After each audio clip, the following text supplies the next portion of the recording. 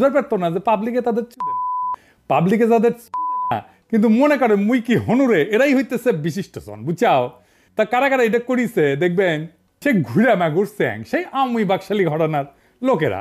আসেন দেখি এই মার্কা মারাদের কয়েকটারে দেখি, তারপরে তারা কি কইছে সেটা দেখমুনি।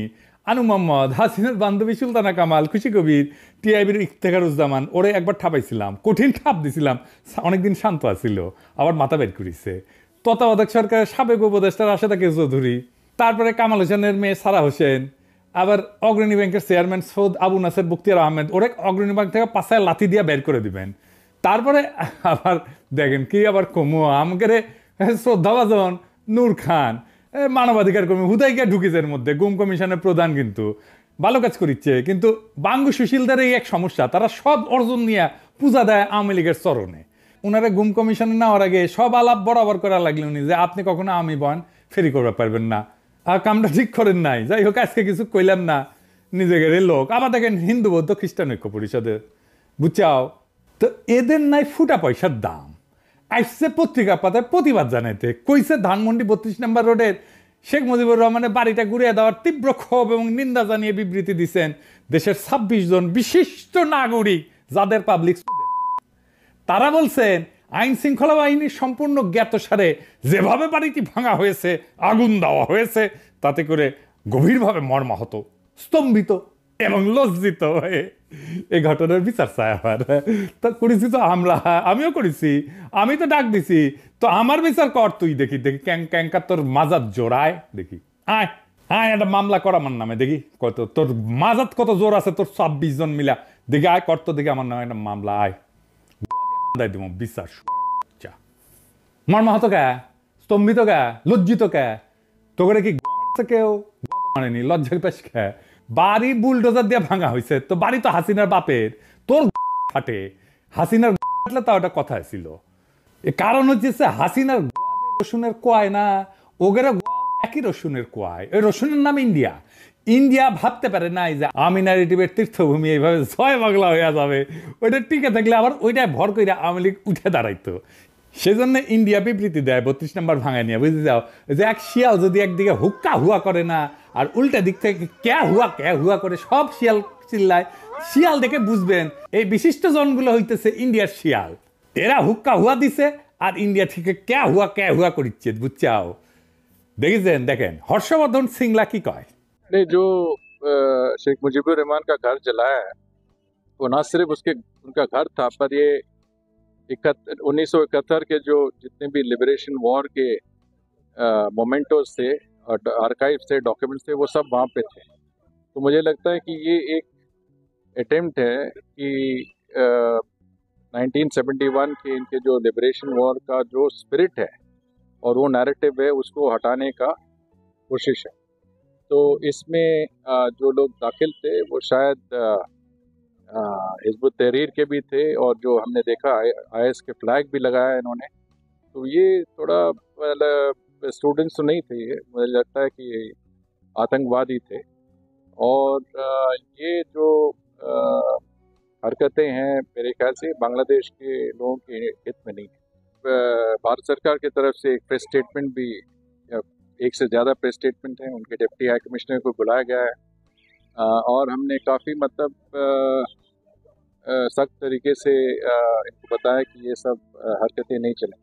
আবার দেখেন ইন্ডিয়ার টেলিগ্রাফ কি কয়, যে বলে এটা নাকি ISI এর কাজ। ইন্ডিয়ান বাংলাদেশের মানুষ কি ধৈঞ্চারে তোগের মতো? বাংলাদেশের মানুষ রক্ত দিয়া যুদ্ধ করে পতাকা পাইছে, এই 24-এ রাজপথে আমাদের ছেলেরা রক্ত দিছে, বীরের মতো লড়াই করছে চোখের সামনে। তোগের মতো আলোচনার টেবিলে বসে ব্রিটিশদের সাথে নেগোশিয়েট করে স্বাধীনতা পাইছে রে ভাই। তাই বাংলাদেশের মানুষের রাজনৈতিক আকাঙ্ক্ষা একবার দেখে আমেরিকার হাত, একবার দেখে পাকিস্তানের হাত। পাকিস্তানের হাত কুটি আছে জানি না, কিন্তু তোর আছে এটা শিওর। শালা গান্ডু ধ্বজভঙ্গ। এই জন্য তো ইন্ডিয়ান নায়িকাগুলো খালি বাংলাদেশে আসে, বাংলাদেশের আগুন বরাবর পোলাপানগুলোর আকর্ষণে আসে, বীরত্বে মুগ্ধ হয়ে আসে। আরো আসবি শালা। 32 নম্বরের সাথে বাংলাদেশের গৌরবের ইতিহাস জড়িত নাই, আছে লজ্জা আর কলঙ্কের ইতিহাস। কেন আছেন দেখি।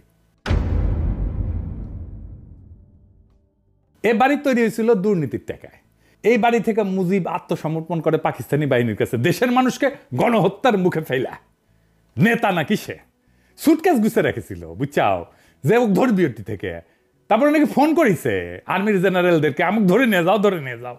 এই বাসা থেকে নাকি স্বাধীনতা ঘোষণা দিছিল, একেবারে মিছা কথা, ডাহা মিছা কথা। বাংলাদেশের সরকারের না এখনই পাকিস্তানে আর্কাইভে খোঁজ নেওয়া উচিত। 1971 সালে ওই যে সোয়াদ্দির বডিগার্ডের যে মামলা হয়েছিল না, স্বীকারোক্তি কি দিছিল, সে যেরকম ধান্দাবাজ, তার বাংলাদেশের স্বাধীনতার বিরুদ্ধে এবং পাকিস্তানের অখণ্ডতার পক্ষে স্বীকারোক্তি দেওয়ার কথা। আমি 99% শিওর। বাকি 1%-এর জন্য আপনারা পাকিস্তানে একটা স্পেশাল মিশন পাঠাতে পারেন, মিলা যাবে। আমি কইলাম এটা আরো আগে করা উচিত ছিল। ইনফ্যাক্ট সেই মামলার পুরা নথির নকল বাংলাদেশের সরকারের নিয়ে এসে উন্মুক্ত করে দেওয়া উচিত। মুজিবের যে দুর্নীতি মামলা যেটা দেখালাম, যেটা 2 বছর জেল কাটিছে না ওই সোয়াদ্দির বডিগার্ড, সেই মামলার নথি উন্মুক্ত করে দেওয়া উচিত। আওয়ামী লীগকে মরালি দুর্মুষ পেটায় না করলে ওরা থাকবে না। হিউম্যান রাইটস ওয়াচ আবার বিবৃতি দেয়া কইছে ক্ষমতাচ্যুত আওয়ামী লীগ সরকারের বিরুদ্ধে ক্ষোভ ন্যায্য হইলেও আইনের লঙ্ঘন ন্যায্য নয়।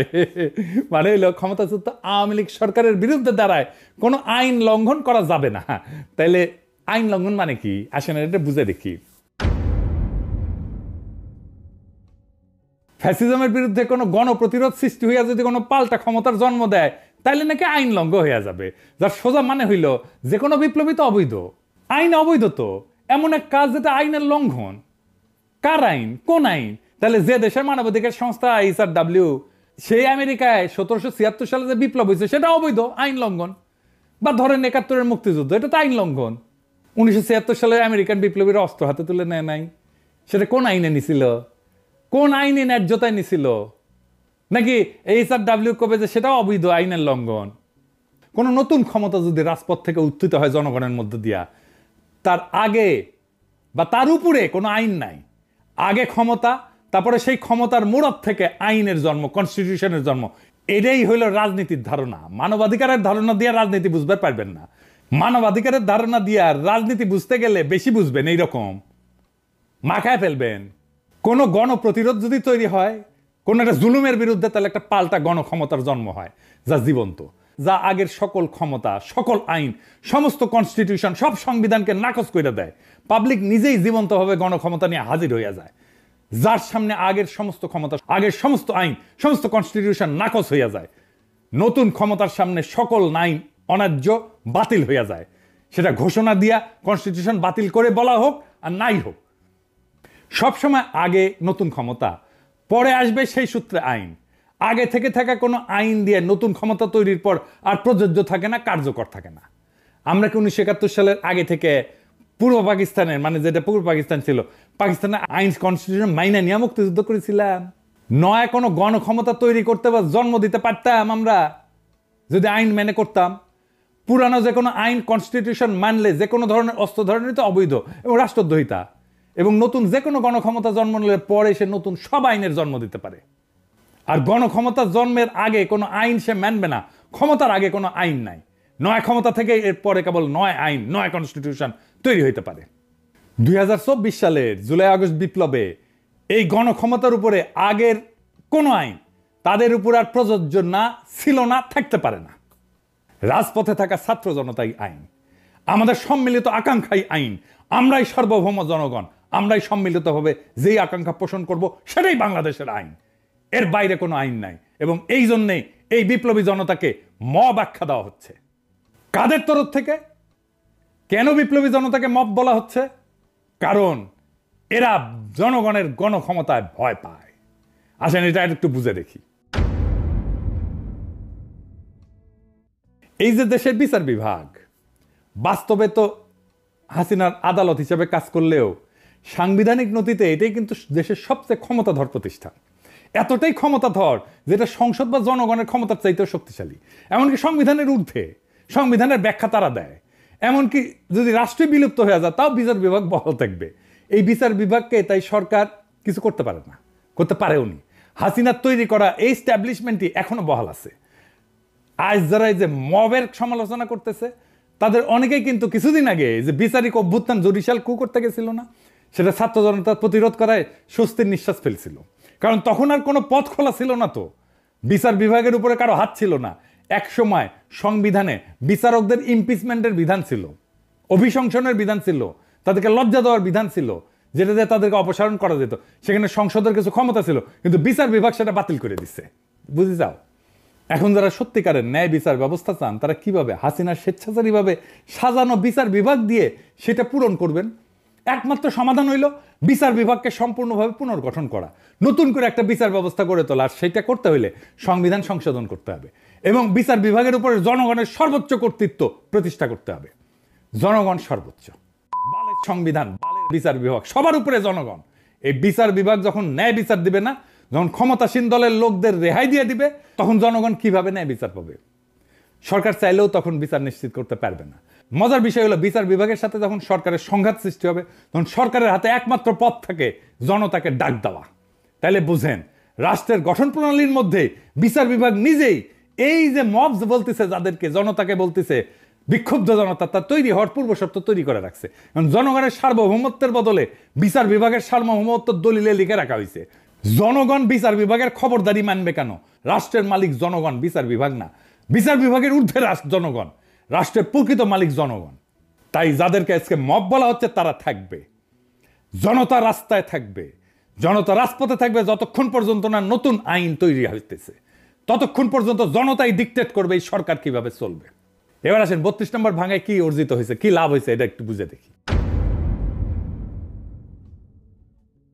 এই সরকার, যে সমস্ত সরকার যে সমস্ত ভালো কাজ করে না, তার দায় এসে পড়ে ছাত্র জনতার নেতাদের উপরে। তখন গালি খেতে হয় তাদের। আর নতুন রাজনৈতিক দলকেও কিংস পার্টি বলে কটাক্ষ করা হয়, মানে ছাত্ররা যে দল তৈরি করতে যাচ্ছে, যারা গালি দেন ওই নেতাদের দোষ দেন। তার কি একবারও ভেবে দেখছেন যখন ছাত্র জনতা 32 নম্বর ভাঙে, তখন সেটাকে কেন আর কারো কাজ বলে মনে হয় না? ছাত্র জনতার এই কাজ সরকার যেহেতু সরাসরি ঠেকানোর চেষ্টা করেনি, সুতরাং সেটা তো সরকারেরই একটা কাজ। এটাই তো স্বাভাবিক। সরকারে যারা আছে তারা সরকার চালাইতেছে, তারা রাষ্ট্র চালাইতেছে। আমরা সরকারের পাবলিক পার্টনার। রাষ্ট্রের দায়িত্বে থেকে তারা যেটা করতে পারতেছে না, সেটা তাদের পাবলিক পার্টনাররা কইরা দিতেছে। সরকার পুরা বিপ্লবী হইলে এটা সরকার নিজেই এটা ভাঙতো। সরকার আধা বিপ্লবী জন্য সে চুপ করে থাকে, আমরা কামটা সেরা দিই। আধা বিপ্লবী সরকার হইলে তো এমনটাই হওয়ার কথা। এতে সরকারের কর্তৃত্বের ঘাটতি দেখা যাচ্ছে না তো, বরং সরকার নিজেই যে ভাঙতে চাইছিল তা শুধু আনুষ্ঠানিক পথে না, যে অপ্রাতিষ্ঠানিক বা ইনফর্মাল পথে ঘটাইছে। এই সরকারকে জোর কইরা সংবিধানের কাঠামোর মধ্যে ঢোকানো হয়েছে, কিন্তু তার বিপ্লবী চরিত্র অটুট আছে। এইটাই গুরুত্বপূর্ণ বিষয়, সেটাই বারবার প্রকাশ পেয়ে যাচ্ছে। সরকারের যেটা বিপ্লবী আকাঙ্ক্ষা, সেইটা তার পাবলিক পার্টনারের মধ্যে দিয়ে প্রকাশিত হইতেছে। সরকার আমাদের বাধা দিতেছে না। এইখানেই মজা, এইখানেই পাবলিক প্রাইভেট পার্টনারশিপ, বুঝছাও, নতুন ধরনের। আমি নিজে কতবার কইছি এটা বিপ্লবী সরকার না, এটা বিপ্লবী সরকার না।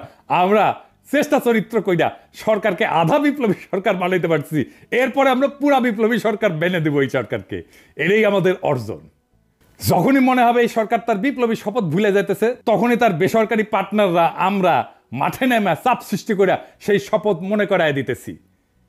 বিপ্লবের পর হাসিনার স্ট্যাবলিশমেন্টের যারা শরিক ছিল তারা ভাবছিল সব গুছাই আনছি, এখন আমরা অ্যাডভাইজারও নিয়োগ বানাইতে পারি। ডেলি স্টারের সাংবাদিক কইছিল না, অ্যাডভাইজার আমরা বানাই।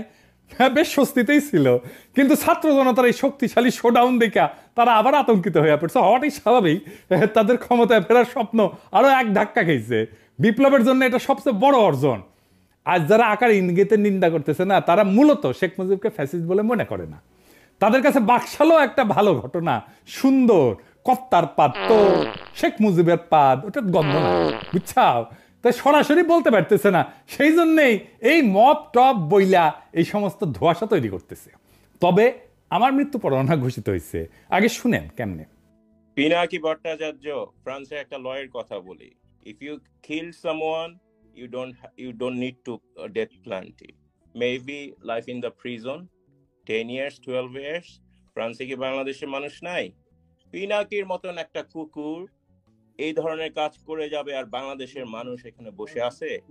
অ্যাসাইলাম মারা একটা কুকুর এখানে বসে আছে। এই কুকুরটা গলা কাইটা যদি এখানে কোনো মানুষের ডেথ পেনাল্টি হবে না, life in the prison. I am challenging. I am sorry. সে বলতেছে ফ্রান্সে তো খুনের শাস্তি 10 বছর জেল, ফাঁসি তো দিবে না, তো পিনাকে খুন করে না কেউ কেন ফ্রান্সে? হাসিনা এক বক্তৃতায় গেল ক্ষমতা, আর এক বক্তৃতায় গেল 32 নম্বর। আলহামদুলিল্লাহ, আমার শহীদ মৃত্যু হইলে না বাংলাদেশে আমার ক্ষুদ্র ভ্রাতার ভগিনেরা, ছোট বড় মাঝারি কোমল কঠোর বাকশালীদের আস্ত রাখবে না, ছানা বানা করে ফেলবে। আমার মৃত্যুতে বাংলাদেশ পুত পবিত্র হবে। আমার সত্যি যদি মাইরা ফেলায় বাংলাদেশে যেন কোনো বাকশালী রক্ষা না পায়। আমার মৃত্যুর খবর বাংলাদেশে পৌঁছানোর 24 ঘন্টার মধ্যে কাম ফিনিশ করে দিবে। এইখানেই শেষ না, আমি ওদের জন্য নরকের দরজায় হাজির থাকবো, ওদের জান ওইখানে আমি কালা কালা করে দেব। সরকার গত 6 মাসে যা যা ভুল করেছিল, যে জায়গায় সেইটার কাফফারা দিতে হয়েছে আমাদের 5ই ফেব্রুয়ারিতে, আবার আর একটা জনফস্ফোরণ হয়েছে। এই জন্যই প্রেসিডেন্ট সরকার আরো সংহত হয়েছে, ভালো হয়েছে আমাদের জন্য। অপারেশন ডেভিল হান্ট শুরু করতে পারছে, একটা সুশীল হান্টও চালু করা দরকার। কারা কারা এই যে 26 জন এই সুশীলেরও হান্ট করা লাগবে, ওটা জনতাই করবে। যাই হোক, আবারও কিন্তু আমাদের অর্জন ধুলায় মিশে যেতে পারে যদি আবার আগের আলস্য কাটায় উঠতে না পারে, আগের আলস্য আর সিদ্ধান্তহীনতা, অবিবেচনা প্রসূত নিয়োগ চলতেই থাকে। আমি 7ই আগস্ট কি লিখেছিলাম দেখেন, লিখেছিলাম এমন হয়েছে বাংলাদেশের ক্ষমতা এখন হাসিনার বদলে সুপ্পু। তাহলে এত রক্তপাত, এত প্রাণদানে লাভ হইল কি? বিপ্লব মানে গণক্ষমতা, সেই বিপ্লব তো সুপ্পুর অনুমোদন নিয়ে কাজ করবে না। সুপ্পু কেন আবদার করে? একে আজাদ কেন এর মধ্যে ঢুকে? ছাত্রদের মতামতের সর্বোচ্চ গুরুত্ব দিতে বলছি। সেখানে তো এটাই বলি নাই যে একে আজাদের পরামর্শ নিয়ে কাজ করতে হবে, এটা তো বলি নাই যে ডিজিএফআই চিফের সাথে আলাপ করতে হবে। এই তত্ত্বাবধায়ক সরকার যদি ইন্ডিয়ান লাইসপেন্সার দিয়ে ভর্তি হয়, তাহলে কলে জান কালা কালা করে দেবো, করে দিছিলাম কলে, বুঝাও। আর এই প্রক্রিয়া বুঝে হোক না বুঝে হোক, যারা বিপ্লব বেহাত করে দিচ্ছে তাদের আমরা ক্ষমা করব না। দেখেছিলেন আমি ঠিক সময় মতো ঠিক কথা কইছিলাম, যা আমি আগে কইছি সেটা পরে ঠিক হয়েছে, পরে আবার আমাদেরকে এসে আবার এটা ঠিক করে নিতে হয়েছে। এই যে দেখেন, মনির হায়দারকে বিশেষ সহকারী হিসেবে নিয়োগ দেওয়া হয়েছে। আমি চিনি তারে, আমি অপছন্দ করি না, পছন্দই করি, কিন্তু মনির হায়দারকে আপনারা চিনেন না, তাই না? আমেরিকা প্রবাসী এক সাংবাদিক। আচ্ছা বলেন তো, প্রফেসর ইউনূসের একজন আমেরিকা প্রবাসী সাংবাদিক দরকার, আপনার কার নাম মনে ভাইসে আসে? মনে মনে বলে, চিন্তা করেন যোগ্য ক্যান্ডিডেট হিসাবে। হ্যাঁ, কনক সরোয়ার ইলিয়াস, তাই না? কনক সরোয়ার তো পিএইচডিও করেছে, তার অ্যাক্টিভিজম এমনই হাসিনারে প্যারা দিছে যে তার বোনকে জেলে নিছে তারে না পাইয়া। কনক দারুণ জনপ্রিয় তো। আমার ইলিয়াসের নানা সমালোচনা আছে, কিন্তু কনকের নামে আছে কোনো সমালোচনা নাই তো। কনক তো সবচাইতে যোগ্য এই পজিশনের জন্য, ইলিয়াসও যোগ্য। কনক বা ইলিয়াস যদি বিশেষ সহকারী হতো, তাহলে সারা দেশে আনন্দের বন্যা বয়ে যেত। এই সরকার রাজনৈতিক সরকার না, তার তো সলিড অ্যান্টিফেসিস দক্ষ জনপ্রিয় লোক দরকার এইসব পজিশনে। কনক কি পরিমাণে দাবরানির উপরে রাখতো আওয়ামী লীগকে, চিন্তা করেন। কিন্তু সেটা করবে না। শুনলাম আলী রিয়াজ আর বদিউল আলম মজুমদার রিকমেন্ডেশন না হয়েছে। তো প্রফেসর ইউনূস, আপনি যে আয়নাঘর দেখতে যেতে পারেন না, এখনো পারতেছেন? এই ছাত্র জনতা তার শক্তি যে দেখাইছে ধানমন্ডি 32 নম্বরে, সেইটাতে আলী রিয়াজ করে দিচ্ছে, এটা দেয় নাই। এটা তার করে দেওয়ার শক্তিও নাই, সামর্থ্যও নাই। ওই ধানমন্ডি 32 নম্বরের সামনে কনক গিয়া দাঁড়াইলে, ইলিয়াস গিয়া দাঁড়াইলে লক্ষ লক্ষ পাবলিক যে আনন্দে চিক্কুর মারবে, ওই চিক্কুরের প্রতিধ্বনিতে 32 নম্বর ভাইঙ্গা খান খান হয়ে যেত, বুলডোজার লাগতো না। কিন্তু না, আপনার আলী রিয়াজকে খুশি করা লাগবে, আপনার কাজে কে লাগবে এটা ভাববেন না, আপনার কাজ খুশি করা লাগবে সেটা ভাববেন। ছাত্ররা ষষ্ঠ উপদেষ্টা গায়ে বানানো জানাজা করিচ্ছে, ছাত্ররা কি উপদেষ্টাদের বানাইছে না, তাদের সিলেক্ট করেছে না? এখন জানাজা কেন?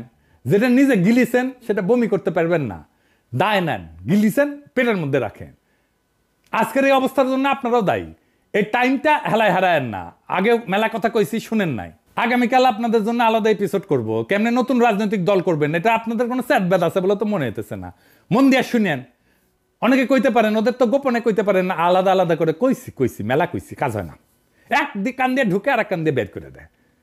মানে আমি কইছি না যে নিজে যেটা স্বপ্ন দেখি সেটাকে বাস্তব করার জন্য আমি জীবন দিয়ে দিতে পারি, কিন্তু অন্যের কাছে আমার সেই স্বপ্নটা তো কাজ বা টাস্ক, তাই সে সেইটার জন্য জীবন দিয়ে দেয় না, কমিট করে না। আমি এটাতে শুধু তার জন্য কয়া দেবো তা না, যে কোনো দল এই স্ট্র্যাটেজি অনুসরণ করতে পারে। ছাত্ররা করলে ভালো, না হয় আমি যদি কখনো রাজনৈতিক দলটল করি তাহলে এই পদ্ধতি অনুসরণ করব। যাই হোক, আগের প্রসঙ্গে আসি। একটা ভালো জনপ্রিয় মানুষের মনোনয়ন কিভাবে মানুষের আনন্দের উৎস হয় সেটা 21শে পদকে আমরা দেখলাম। আমাদের অনেক প্রিয় মুখ আছে এখানে, যেমন অভ্রেন মেহেদি, সবাই খুব খুশি হয়েছে। মাহমুদ ভাই, সবাই খুব খুশি হয়েছে, কিছু কিছু লোক ছাড়া, ওটা আসিচ্ছি। শহীদুল আলম, এই জন্য জনপ্রিয় মুখ লাগে। যদিও মাহমুদ ভাইয়ের পিছে বামেরা লাগিয়েছে, সেটা একটু বুঝে আসি। আসেন, বামেদের দাবি হয়েছে যে ফুলবাড়ি গুলির জন্য দায়ী মাহমুদুর রহমান, আবার কইছে ব্লগার হত্যার জন্য দায়ী মাহমুদুর রহমান। আমার দেশের উদ্বোধনী সংখ্যায় আমার এই বিষয়ে লেখা আছে, আপনারা পড়ে নিতে পারেন। এই যে এটা, আর এটা হইতেছে এই যে কল্লোল মুস্তফা, এটা হইতেছে আনু মোহাম্মদের লেসপেন্সার, তীব্র ইসলামোফোব। কেমন ইসলামোফোব আপনার এক্সাম্পল দিই। আগের বিদেশি সাংবাদিক আমার ফোন দিয়া কইল যে একটু পরিচয় করায় দেন কল্লোল মুস্তফার সাথে, আমরা একটা সাক্ষাৎকার নিব আর কি। তো আমি তাকে ফোন দিই, ফোন ধরে না, মেসেজ দিই, দেখে রিপ্লাই দেয় না। কেন? পরে জানলাম যে আমি হেফাজতের পক্ষে লিখেছি, মানে আমি লিখলাম হেফাজতের পক্ষে, তাই আমার ফোন ধরা যাবে না, এতই ব্রাহ্মণ হই। তো এই তুই যে ব্রাহ্মণ হইছু, এত বড় ব্রাহ্মণ হইছু, তোর যে ক্ষুদ্রকালে তোর যে সোনার আগাটা কেটে ফেলে দিছিল না, ওটা কোটি খুঁজে পাবো তুই? নাম তো এটা লাগাইছু কল্লোল, যেন বোঝা না যায় যে মুসলমান কিনা। কেমন রক্ত মজ্জায় ইসলাম বিদ্বেষ দেখেন। আজকে ওর পেজের লেখাগুলো দেখেন তো, এডিটর সাহেব, পুরা প্রফেসর ইউনূসের সরকারের বিরুদ্ধে যত বৃষ্টি দেখেছেন। আবার দেখেন প্রফেসর ইউনূসের সরকারের মধু খাইতে আসা সাংবাদিক গোলাম মুর্তজার ভিডিও শেয়ার দেয়, তো ওই গোলাম মুর্তজা কেন জিগায় না যে প্রফেসর ইউনূসের সরকার কেন পারফর্ম করিচ্ছে না? সে তো সিনিয়র সেক্রেটারি মর্যাদায় প্রেস মিনিস্টার হয়েছে আমেরিকায়, বিধি ভেঙ্গা, এরাও নাকি আবার আলী রিয়াজের রিকমেন্ডেশন, বুঝছাও? এই বামেরা কেন প্রফেসর ইউনূসের সম্পর্কে বিলা জানেন? হাসিনাও দেখবেন বক্তৃতা দিলে ইউনূসের বিরুদ্ধে বলে, বিএনপি জামাতের বিরুদ্ধে বলে না। কিন্তু এই যে তারপরে যে এতিম আছে না, ওমিপিয়ালের এতিম টেতিম আছে না, তারাও প্রফেসর ইউনূসের বিরুদ্ধে এক একটা, বিএনপি জামাতের বিরুদ্ধে না, কিন্তু সমন্বয়কদের বিরুদ্ধে এক একটা, ছাত্রদের বিরুদ্ধে এক একটা। কেন জানেন? প্রফেসর ইউনূস থাকায় ইন্ডিয়া কিছু করবে পারছে না। প্রফেসর ইউনূস থাকায় ইন্ডিয়ার সমস্ত শয়তানি মাঠে মারা যাইতেছে। তাই এগুলো এত চুলকানি, বুঝছাও? ইন্ডিয়া এইগুলার লাগাইছে প্রফেসর ইউনূসের পিছে লাগতে, যেন প্রফেসর ইউনূস বিরক্ত হয়ে ক্ষমতা ছেড়ে চলে যায়। আমি নিজেই কইছিলাম যে আমি নিজে বিরোধী দলের ভূমিকা পালন করব, কিন্তু যেই টাইমে দেখলাম আরে এই কেস তো খারাপ, ইন্ডিয়া তো প্রফেসর ইউনূসের পিছে লাগিছে, সাথে সাথে একবারে ঠিক করলাম না, ইন্ডিয়ারে কোনো চান্স দেওয়া যাবে না, প্রফেসর ইউনূসের পাশে শক্তভাবে দাঁড়াইতে হবে, আর এইগুলারে সবসময় দাবরানের উপরে রাখতে হবে। আপনারাও রাখবেন। যাই হোক, মাহমুদ ভাইয়ের প্রসঙ্গে আসি। আসল ঘটনা কি জানেন? মাহমুদ ভাই যখন জ্বালানি উপদেষ্টা, তখন সরকারের প্রধান ছিল খালেদা জিয়া, স্বরাষ্ট্রমন্ত্রী ছিল খালেদা জিয়ার দলের অন্য কেউ, তাই না? গুলি করছে তো তাইলে স্বরাষ্ট্রমন্ত্রী। মাহমুদুর রহমানের কেন দোষ? সবার দায় করার আর কারো দায় নাই, দায় শুধু মাহমুদুর রহমানের, বুঝেছেন? এইসব ঘটনাকে সরকারের সঙ্গে জনগণের সংঘাত হিসাবে দেখতে হবে। কিছু মানুষ নিহত হয়েছে, আমরা সেটা নিন্দা জানাই। মানে আপনি ফেরেস্তা বসে দিলে তো মারপিট হবেই রাস্তায়, তাই না? প্রফেসর ইউনূসের আমলে পুলিশের হাতে মারা গেছে না মানুষ, হত্যাকারীদের শাস্তি নিশ্চিত করতে হবে সেই জন্যে, এবং এই দাবি জানাইতে হবে হত্যার দায় অবশ্যই সরকারের। এমন সংঘাত রাষ্ট্র পরিচালনার সময় ঘটে থাকে, এমনকি হত্যার ঘটনাও ঘটে, বাস্তবতা মেনে নিতে হবে। বাংলাদেশের মতো দেশের জন্য এটা আরো সত্য। ফরমাল আদালতের বিচার হওয়ার পাশাপাশি জনগণের আদালতেও রাজনৈতিক শাস্তি নির্ধারিত হবে, হইতেই হবে। 2006 সালের পর বিএনপি যে দমন পীড়নের শিকার হয়েছে, সেটাও তো এমন কিছুর ঘটনার প্রতিক্রিয়া হিসেবে দেখা যেতে পারে, তাই না? জনগণের আদালতে তারা রাজনৈতিক শাস্তি পাইছে তো। জনগণ তো 2008 সালের নির্বাচনে তাদেরকে ভোট দেয় নাই। এমনকি বিএনপি কোনো আন্দোলনে জনগণকে সম্পৃক্ত করতে পারে, তাদের কর্মীরা গেছে, কিন্তু জনগণকে নিয়ে মাঠে নামা এটা করতে পারে নাই তো। তো রাষ্ট্রীয় ক্ষমতা কাঠামোর মধ্যে এই ধরনের কর্মকাণ্ড এবং শাস্তির ধারাবাহিকতা আছে। কেবল মাহমুদুর রহমানের উপর দায় চাপায় বিএনপির দায় এড়ায় যাওয়া কি ঠিক বলেন? তবে মাহমুদুর রহমানের উপর তাদের ক্ষোভ কেন? কারণটা হচ্ছে তার সাংবাদিকতা। তো এটা সরাসরি কইলেই হয়। উনি স্কাইপের ঘটনা খবর প্রকাশ করছিলেন কেন? কেন থাবা বাবার ব্যক্তিগত ব্লগ, নবী রাসূলদের নিয়ে অশ্লীল ব্লগের লেখা এটা প্রকাশ করছিলেন? তো এটার তো জবাব আছে। সাংবাদিকতার কাজই তো গোপন তথ্যকে প্রকাশ্যে আনা, ব্যক্তিগত গোপনীয়তা ব্যতীত। তো তিনি সত্য চাপা দেননি, সেই জন্যই তিনি আরো যোগ্য সাংবাদিক হিসেবে বিবেচিত হবেন। এখন দেখেন হাসিনার যে অনিয়ম, হাসিনার দুর্নীতি, খুন, জখম, লুটপাট, এইটা নিয়ে ওদের যাদের পছন্দ, মতিউর রহমান, মাহফুজা নাম, তারা কোনো প্রতিবেদন প্রকাশ করছে? করেনি। অথচ একমাত্র মাহমুদুর রহমান সেটা প্রকাশ করে যাচ্ছে আমার দেশ দিয়া। যদি সত্যি সত্যি ফ্যাসিবাদ প্রতিরোধে আন্তরিকতা থাকতো এই বামগুলার, তাইলে ওরা আমার দেশ পত্রিকার প্রশংসা করতো, মতিউর মাহফুজদের সমালোচনা করতো। সেটা কিন্তু করে না, আমার দেশের সমালোচনা করে। আর মতি মাহফুজ ওদের কাছে দেবতা। এই জন্যেই বাংলাদেশে এই সমস্ত সুশীল বাম হান্টিং শুরু করা উচিত। বাংলাদেশে ইন্ডিয়ান দালাল মুক্ত না করলে বাংলাদেশ মাথা তুলে দাঁড়াইতে পারবে না। আমাদের বিপ্লবের একটা লক্ষ্য হাসিনা হটাও, আমাদের বিপ্লবের আর একটা লক্ষ্য কিন্তু ভারতীয় দালাল মুক্ত বাংলাদেশ। তার আগে ভারতীয় দালাল চেনার কাজটা করতে হবে। আজকে তো কিছু দালাল চিনিলেন, তাই না? এদের প্রোফাইল, ফেসবুক প্রোফাইল যদি খোলা পায় না, তাহলে লিখে আসবেন। কি লিখবেন জানেন? লিখবেন জয় বাংলা, জয় হিন্দ, লুঙ্গি সেরা ধুতি পিন। আর এইগুলারে আমার কাছে পেটে দিয়েন। ধুতি কেমনে পড়া লাগে